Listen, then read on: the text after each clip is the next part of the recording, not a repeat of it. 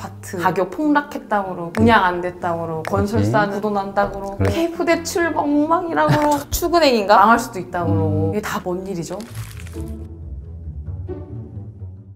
안녕하세요. 선예의 건축 이야기 선예 이모입니다. 이모?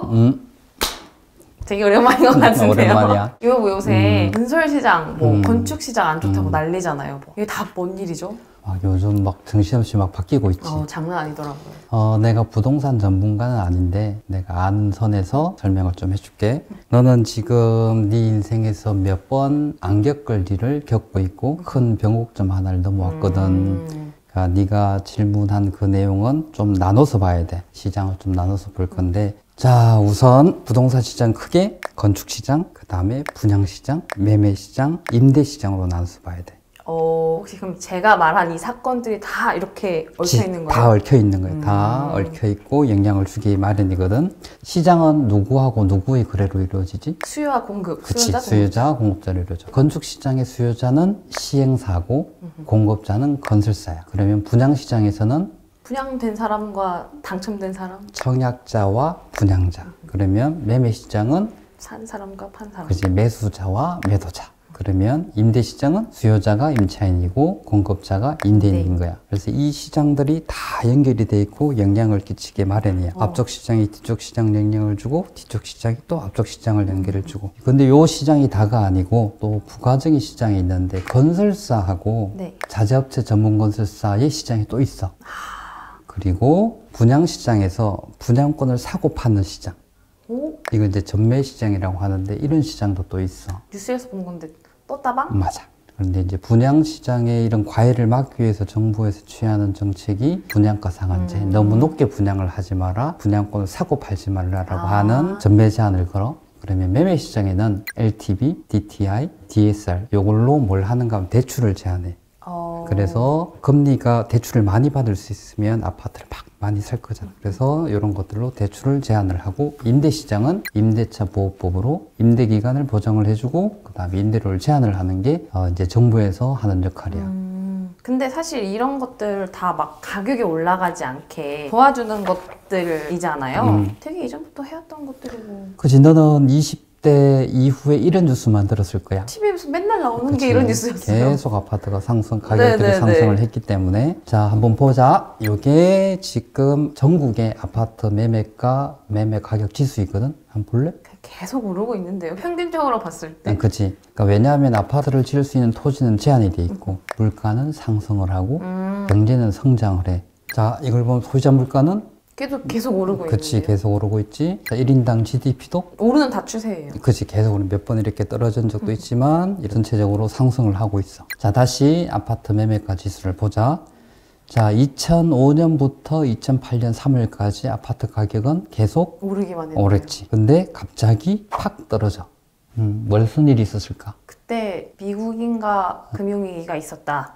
그게 이제 리먼 사태라고 해. 이때 리먼 사태가 있었고, 또 잠깐 떨어졌다가 다시 올랐어. 2012년까지 쭉 올랐어. 그러면 이때도 또 툭 떨어졌지. 떨어졌던 게 리먼 사태 때보다 더 떨어졌어.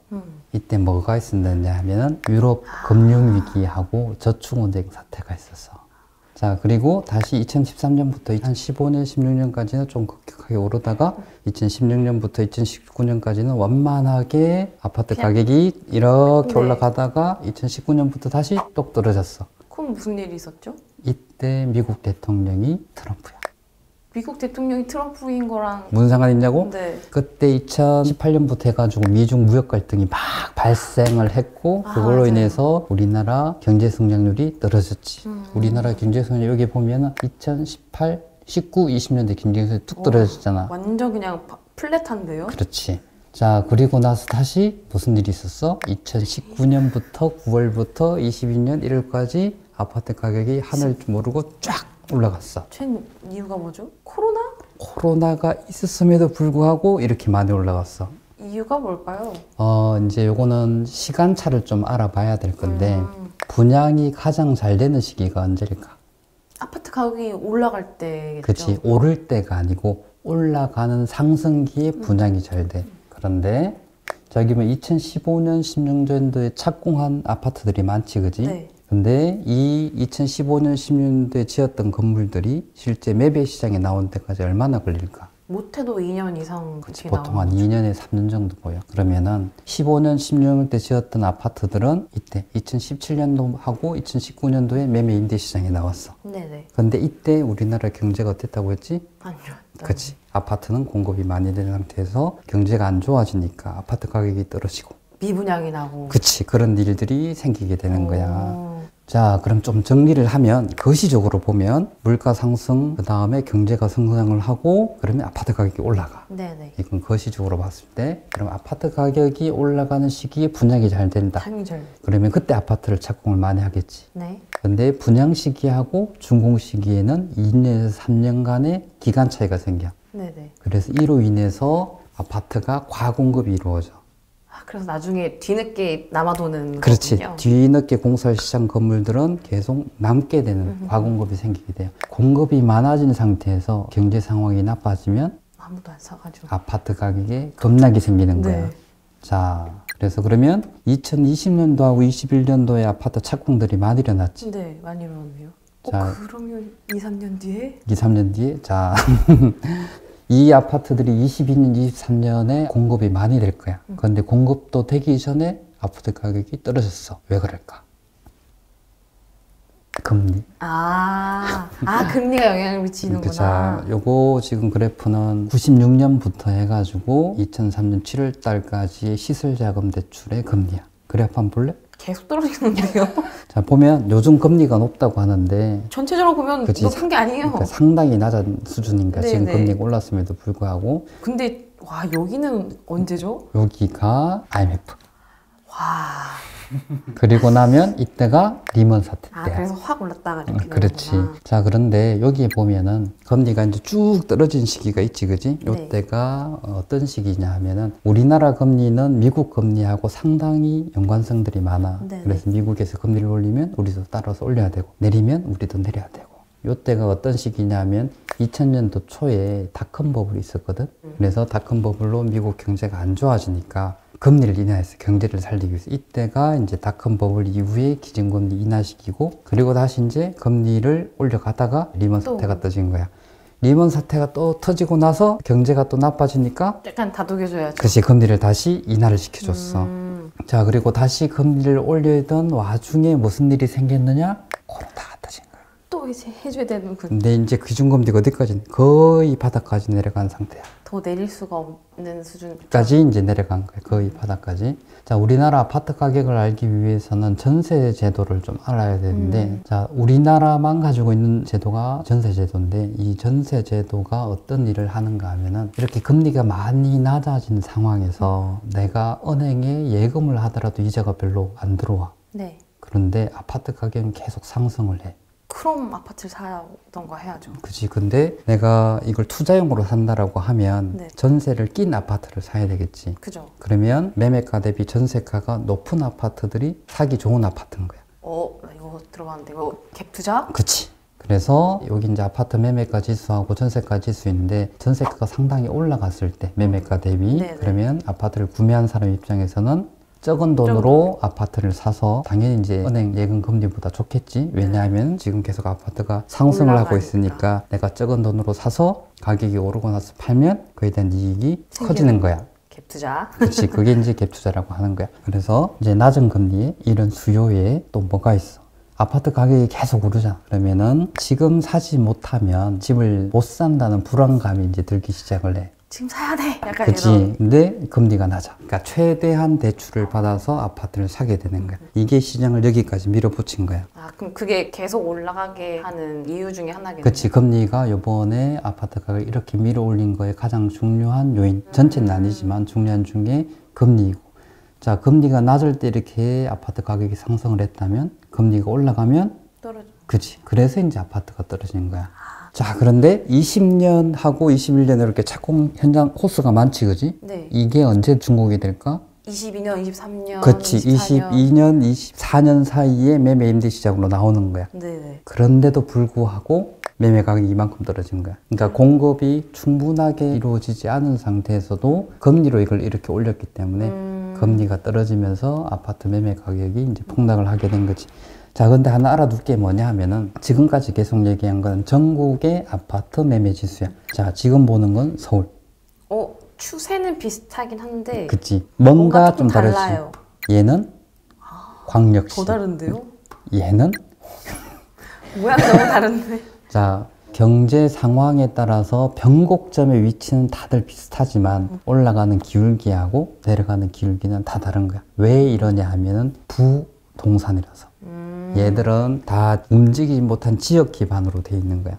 아파트 가격이 오르고 내리고는 이제 이해가 됐어요. 근데 PF 대출? 미분양? 건설사가 망한다? 왜일까요?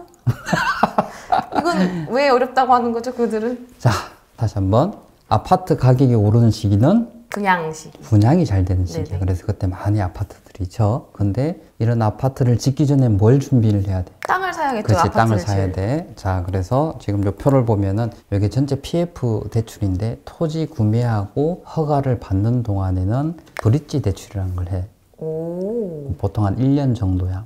왜냐하면 시행사들이 자금이 많지를 않아. 땅을 살 여력이 안 그렇지. 되는구나. 그래서 대출을 받는 거야. 이게 이제 브릿지 대출이라고 하고, 분양하고 착공할 때 되면은 이제 본 PF로 전환을 해. 이게 보통 공사기간 2년, 3년 정도 걸리지. 자, 분양 후에 분양대금을 받으면 그 분양대금 일부를 PF 상환을 또 일부를 해. 하면서 네네네. 공사를 쭉 진행하는 거. 여기에 시행사의 신용이 그렇게 높지 않기 때문에 건설사가 신용 보강을 해주고 또 하나는 건설사가 책임 준공 보증을 해. 무조건 이 아파트는 짓겠다. 나 이건 때려 죽어도 지어줄 그치. 거야. 이게 이제 책임 준공이야. 22년, 23년에 아파트 가격들이 지금 폭락을 했잖아, 네네. 그지? 당연히 이때는 분양 물량들이, 착공 물량들이 줄어들 수밖에 없고. 분위기 안 좋으니까. 그러면 21년도 말에 그때 브릿지 대출을 받았던 현장들은 어떤 일이 될까? 자, 21년 만이라고 하게 되면 토지 가격이 계속 상승을 할 때야. 그래서 아파트를 짓기 위해서 땅을 비싸게 샀어. 근데 떨어지는 비싸게 사고 그걸 브릿지 대출을 받았어. 근데 지금 매매 가격이 떨어지면 당연히 분양이 안 돼. 사업성도 안 나와. 그러니까 분양 가격은 매매 가격들을 기준으로 어느 정도 잡거든. 그러면 이 현장은 어떻게 되지? 망하는 거죠. 그치, 사업이 그냥 중단이 돼. 끝내야죠. 근데 만약에 이때가 지금 분양 중인 현장이라면 어떻게 될까? 미분양 나는 거 아니에요? 그치, 미분양이 나는 거고, 만약에 분양이 된 현장인데 네. 지금 가격들이 이렇게 떨어지면 어떤 일이 생겨? 그럼 분양 가격이랑 매매가랑 차이가 생기는 거 아니에요? 그래서 마이너스 피가 생기는 거야. 그러면은 만약에 이 집을 2억에 분양 받았다. 근데 매매가 상승된 건 1억 5천이면은 2억이 다 분양받은 사람은 1억 5천에 팔아야 되는 거예요? 그치, 그게 이제 마이너스 피가 되는 거야. 자, 그래서 이때 보면 2008년 이전에 마지막 아파트 가격이 막 올라갈 때 분양을 하려고 또는 브릿지론을 대출을 받아서 분양을 하기 전 또는 분양을 하던 현장들이 어떤 일이 생겼느냐면 이때 리먼스터가 터진 거야, 2008년에. 그러면 어떤 일이 생겨? 저축은행들이 브릿지론을 이제 대출을 해줬어. 네. 그런데 이 저축은행들은 지금 사업성이 안 나오니까 사업을 중단을 해야 되는 경우가 네네. 생기게 되고 또는 미분양이 났어. 그러면 아까 분양 대금을 가지고 PF 일부를 갚아야 되잖아. 네. 근데 못 갚는 일이 생기게 되는 거야. 그러면은 이것들이 쭉 공사가 준공될 때까지. 그래서 리먼 사태가 생기고 나서 2010년 9월 달쯤에 어떤 일이 생겼는가 하면 PF 대출의 연체율이 24.3%까지 올라갔어. 그 앞에 있었던 일이 뒤에까지 뒤로 가는 거예요. 왜냐하면은 공사라고 하는 게 2, 3년 정도 걸리기 때문에. 그러니까 앞에서 브릿지론 대출을 받아서 하던 데들은 사업이 안 되니까 그냥 접은 거고, 분양을 하고 있는 와중이거나 미분양 됐던 현장들은 그때까지 쭉 가는 거예요. 그래서 어떤 일이 생겼느냐 하면 2011년 1년 동안에 16개의 저축은행들이 영업정지를 당한 거예요. 근데 지금도 그럴 수 있는 거 아니에요? 지금도 올라가다가 그런데 그럼 또 이렇게 영업정지 우선은 그건 모르는 일. 왜냐하면 네네. 과거의 시장이 그랬다고 해서 앞으로 시장도 그렇다는 건 아니야. 우리는 IMF 날 때 IMF가 날 줄 아무도 몰랐어. 그죠. 리먼 사태 생길 때 그 사태 생길지 아무도 몰랐고, 코로나 터질 때 그게 터질지는 아무도 몰랐고, 코로나가 터져서 저금리로 아파트 가격이 이렇게 올라갈 줄은 예상 아무도 못했죠. 못지. 자, 하지만 우리가 경험한 것들은 우리가 준비를 할 수 있지.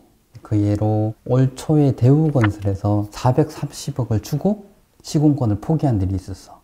왜요? 왜냐하면은 2011년 그때쯤에 저축은행들이 부도가 나고 많은 건설사, 우량 건설사들이 파산을 했거든. 그래서 대우건설은 그때의 경험을 가지고 지금을 준비를 하고 그런 결정을 할 수 있었던 거야. 우리가 망하지 않게 그거를 포기를 한 거군요. 이미 경험을 했잖아. 2011년 때. 그래서 이제 그런 선택들을 할 수 있었던 거지. 그러면 우리가 2011년에 저런 사태를 또 맞이하지 않을 수도 있는 거네. 이런 그치. 대비가 있으니까. 이런 경험들이 있기 때문에 이런 준비들을 다 시장에서 할 거고 그렇게 해서 예전과 같은 일은 생길 수도 있고 안 생길 수도 있지만 우리가 대부분 이런 시장의 급격한 변화들은 예상하지 못한 일로 발생을 해. 근데 이런 예상하지 못한 또 이런 부동산의 변화 이런 게 건축 시장이랑 어떻게 연관이 되어 있는 거죠? 아까 시장을 얘기할 때 어떻게 했어? 건축 시장, 분양 시장, 매매 시장, 임대 시장 모든 시장들은 연결이 돼 있거든. 네네. 그래서 다음 시간에 연결돼 있는 건축 시장을 알려줄 거야. 알겠습니다. 다음 시간이 더 기대가 되네요. 감사합니다. 다음 주에 다음 주니? 아니면 언제니? 다음 주로. 다음 주에 봐. 알겠습니다.